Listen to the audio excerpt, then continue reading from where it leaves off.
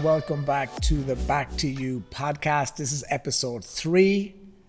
We're moving and shaking and rolling, and it's unbelievable. So delighted with all the feedback and how much people loved the first couple episodes. Thank you for those who reached out. I love hearing from you guys, whether it's on social media, on Instagram, whether it's through YouTube. I love hearing from you guys. So I want to keep hearing from you. If you haven't reached out yet, let me know what you like. Let me know stuff you want me to cover, and we'll keep in touch. I like building the relationship. We're in this together on the Back to You podcast. So today is episode 3, and we are talking about some questions that are going to bring you clarity, that are going to help you on your path back to you. So a philosophy I have been teaching for a long time is, obviously I'm a professional coach. I've been a coach for many years now. I coach clients all over the world, all ages, all backgrounds, from senior level executives, CEOs, to multimillionaire entrepreneurs, to influencers and personalities, celebrity personalities, to just normal people like myself, and who just want more from life. Not that they're not normal. None of us are normal, really. Let's be honest. I always find it hard when you talk about executives or entrepreneurs or business owners. How do you talk about the person who just wants to be better or to have more confidence?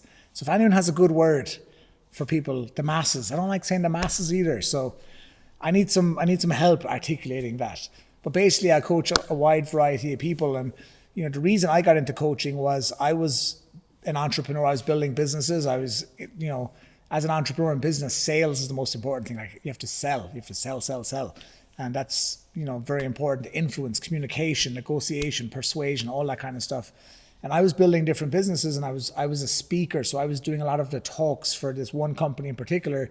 I was traveling all over the world, and I was running a lot of events, and I was working with all the leaders, and how to create duplication and how to influence, and how to have the right mindset and all this kind of stuff. And I realized I was kind of coaching before I even knew what coaching was. And because I was meeting so many people, and I've met so many interesting people that now a lot of them I call friends, thankfully, I came across this whole coaching thing as a real modality. Now, a lot of people call themselves a coach, right? And this is something, that's why I don't like the word life coach. I find it challenging to articulate what I do even to this day, because people have so much connotations and associations with words. That's why if you look at my Instagram bio, it says, it doesn't matter what I call myself, it's how you feel that matters. Because that's ultimately all that matters, is how you feel when you're listening to me, when you're working with me. So, but when I came across coaching first, I was very interested by the whole philosophy. And the whole concept of coaching really is asking questions. So the difference, and I have a YouTube video on this actually from a long time ago, the difference between coaching and mentoring. Now, mentoring is when I'm teaching you what I'm an expert at. So I can mentor you on maybe communication, on leadership, on mindset, on strategies for living. I can mentor you on that because I have a certain level of expertise. Okay? And you can mentor me on your levels of expertise. It's when you're telling someone, training someone on what you know. But what you know is limited. There's only so much I know. So I can only mentor you on my expertise, which is limited. However, coaching is me asking questions to bring out the expertise in you, to bring it out into the world. The wisdom, the knowledge, the truth inside of you, I can bring that out through coaching. So with coaching, there's really no limit to what we can discover together. So I love working with clients on a coaching basis, because as a coach, I have ways, methods, strategies of getting things out of you. I remember it came to me a couple of years ago in one of my deep experiences, which you often hear me refer to. And I was kind of like, what do I do and what's my future? And I had this vision of what, how I work and what I'm doing. And the words came to me, I bring people's truth to the surface. And I remember explaining it to a friend one day over a coffee after I had the realization. And she was like, what do you mean and how? And then an hour later, she ended up telling me all this stuff. And I was like, see, I bring people's truth to the surface. And I think good coaches do that. I think there's a certain amount of learned ability, but a really great coach is someone who's, in tune with that. They're in tune with themselves. They're extremely self-aware. They have a lot of empathy, they're able to read between the lines, read emotional signals. They're very intuitive. I think the best coaches are intuitive. So coaching allows people like me to create space for you to find answers, to find your truth, to really get to that inner wisdom that we all have inside of us. And I love that. And when I did a coaching qualification, and I've done, the advanced diploma in coaching as well, just to continue to make sure I'm on track with the purest form of coaching. Because it's very easy to mentor. When you're someone like me who's a lot of experience, worked with a lot of people, I'm constantly, like I was saying, a man in the arena, that Theodore Roosevelt quote, which I love, meaning in the middle of it, going after it, creating, trying, testing, failing. That's what the man in the arena does, is they're man and woman, obviously, in the arena. It's just out there swinging the bat, trying to get hits, basically, right? Taking shots. When you're doing that, you gather these experiences, you gather this knowledge. And, it's very easy to kind of mentor when you should just be coaching. So I often, mostly I would say I'm a hybrid. I coach, but I also mentor. Because people, if I can save you time by knowing a faster way to get to where you want to go, I'm going to give you that. But you can't really replace the level of insight that comes from coaching. Because the insights come from within you, I think, boom, they hit way harder. Because when I ask you a question and you discover that answer yourself, you're like, holy shit. Like the light just comes on. And that's how our brain really learns. That's how our brain changes, through insights, through flashes of inspiration. And the best insights come from within. Because like I always say, we have this knowing, we have this knowledge. The batteries are included. The wisdom we want is in us. The kingdom we're seeking is in our heart. Everything we are seeking is within us. Our true power is in us. And coaching is the best way to get that out. I love being a coach. I'm proud of being a coach. I love the art of coaching. And I think coaching is an art. And, there's so many benefits. Like I mentioned, creating space for you, first of all, but then knowing where to look, knowing the questions to ask, knowing how to guide you. Then coaching also brings you to the present, okay, to get where you're at now. Where am I right now? What are my obstacles? What's my path? What's my strategy? And then being held accountable to move forward, like showing up next week after taking action on what we discovered. So I love coaching. And, the reason I gave you that whole backstory is to kind of linking into this theme of this episode, and to really give you a background as to why it's so powerful and where it's coming from. So the right question is always the answer. This is a sentence I've become known for. The right question is always the answer you're looking for. And that came from coaching. I learned that from coaching. Questions are the answer. Everything you are looking for is on the other side of a question. Now, unfortunately, we're on this back to you, right? This is the path back to you. When you're limited by what you know and you focus on what you know, it's very difficult to receive new information. So I always use the example of, it's like going down a hill in the snow in a sled. So if you imagine when it snows heavy and there's a hill and you create a little sled and you go down and you keep going down, eventually a groove comes in the snow, right? It becomes very difficult to turn left or right because you're really in that groove of the snow. Coaching allows you to lift up out of that groove and just see a whole other variety of paths to take. It gives you a whole new landscape view of what your situation is. So coaching elevates you up out of this mayhem in your mind of constant thinking, constant speaking, all this narrative, all this self-talk and chatter. Coaching creates space for you to come out of that. Now I can look at different paths. And that's what we want to do. We want to ask you questions to help you lift out of that groove you've been in, to see that there's other paths. And the whole idea here is the path back to you.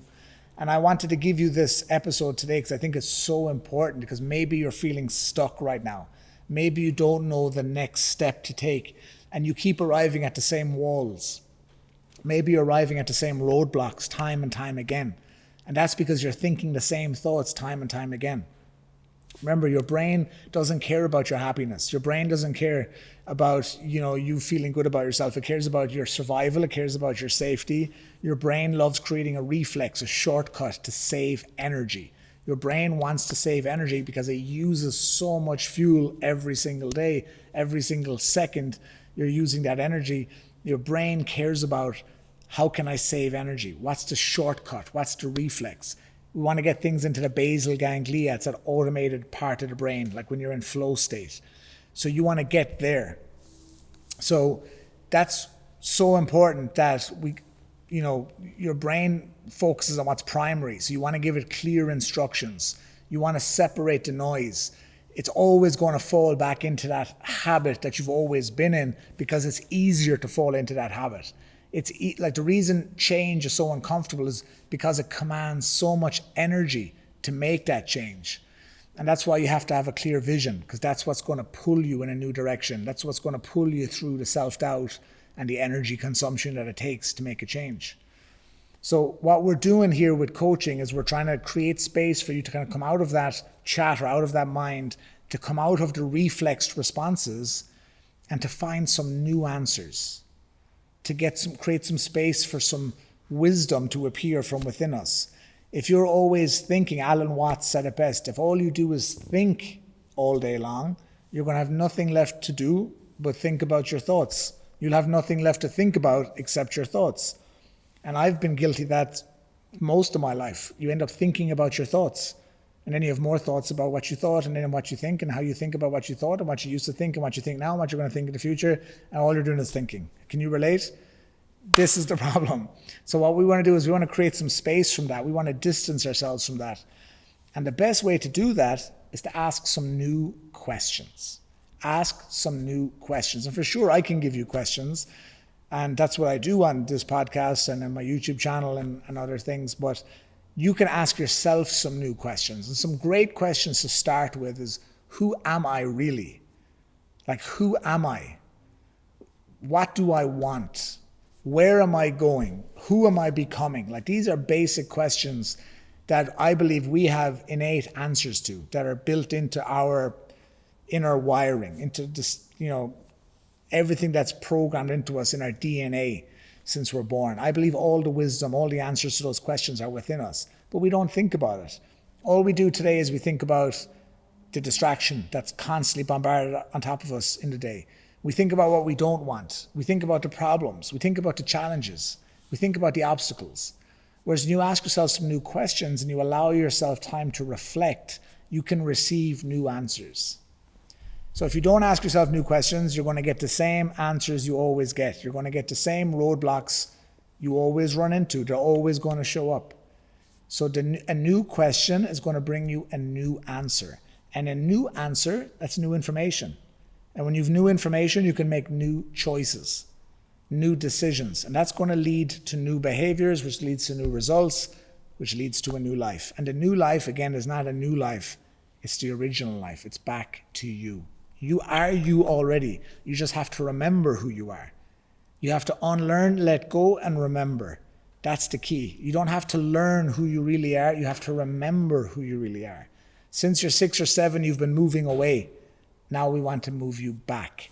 And again, questions are the first step to doing that. So who am I? What do I want? Where am I going? Who am I becoming? These are powerful questions. And on a side note, when it comes to negotiation, when it comes to leadership, when it comes to working with people, whoever asks the questions has the power. So if you're ever in a conversation or negotiation with someone and someone kind of puts you in a tough spot, the right question is what's going to get you out of it. The right question is the solution to everything, always. Because when you ask a question back, now they have to think of the answer. So whenever you feel kind of stuck in a situation, the new question is where you need to go. So guys, I guess what I want you to do now as we finish out this episode is to really start on that reflection time in your day. It's, okay, what questions do I need to ask? Like, that's a question. That's a good question. What questions should I be asking? What questions do I need to ask myself? Where else do I need to look? What areas of my life do I now need to look into? There's some crazy noises going on around here, but we're going to carry on. That's the energy shift in here in the room. I don't know if you guys can hear it, but it's funny. My cameraman / producer / director is laughing here. He's looking around like, what is going on here? This is powerful stuff we're talking about. We're literally shifting the universe that's around us. So I hope that makes sense today. I hope you get some clarity from that. Ask some new questions, and the key is to write them down and reflect on them. And let me give you kind of a little bit of reassurance here. Because sometimes when you start doing this and you start asking these questions, the answers don't come immediately. In fact, the deeper the question and the more aligned the question is, the more needed there's no real need, but the more needed the question is for you right now, the answer might not come immediately. Because some of these answers, they have to get through a lot of different crap that's in your being, a lot of crap that's in your head, a lot of stuff that you've collected you haven't worked through yet. Sometimes those answers can't get there because let's say the answer is coming from your solar plexus, coming from your heart, it's coming from down here, this wisdom, it's been pushed down since you're a child. There's probably a lot of crap here in terms of emotional pain that you've pushed down, trauma, fear, doubt, anger, all these different traits of your personality and triggers that have been created to protect you. That's something we'll be talking about in a different episode, by the way, that you really should love the parts of yourself that you don't like, because all the parts of yourself that you don't like were created in times of fear, doubt, being scared as children, as teenagers, early adolescents. All those triggers you have, they all come from difficult times to protect you. Because remember, your brain cares about survival, it cares about protection. And when your body feels pain, you give your mind a job. You say, I don't want to feel like that again. And then we create all these systems and programs to protect us. So we shouldn't judge ourselves. That's going to be another episode. We shouldn't judge ourselves for the parts of us we don't like. We have to start forgiving ourselves. We have to start understanding that all of these things came to protect us, all this noise. So again, going back to my point, when you ask the question, the answer doesn't come, maybe there's a lot of stuff in between. Maybe the answer's trying to get out, but you have a lot of beliefs, you have a lot of thoughts, you have a lot of expectations, you have a lot of control. It's like when you do, if you take a psychedelic, whether it's ayahuasca or you do psilocybin, mushrooms, stuff like that, when you have control, oftentimes you don't get that process you're expecting. I remember the first time I took ayahuasca, I was expecting to drink it and travel into other dimensions. And the first 2 nights there was nothing. And it's all because of this control, this expectation. And even in my mind, I'm like, I'm letting go, surrender, trust. It's all mental. You have to let the body trust. You have to really feel it. And that's the journey back to self. That's the journey back to you. So don't be too hard on yourself when you ask these new questions and you don't get the answers. They're there. They're coming.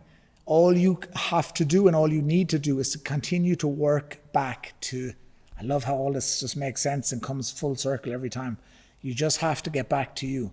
And you're asking, Aidan, how do I get back to me? Ask yourself, how do I get back to me? Who am I?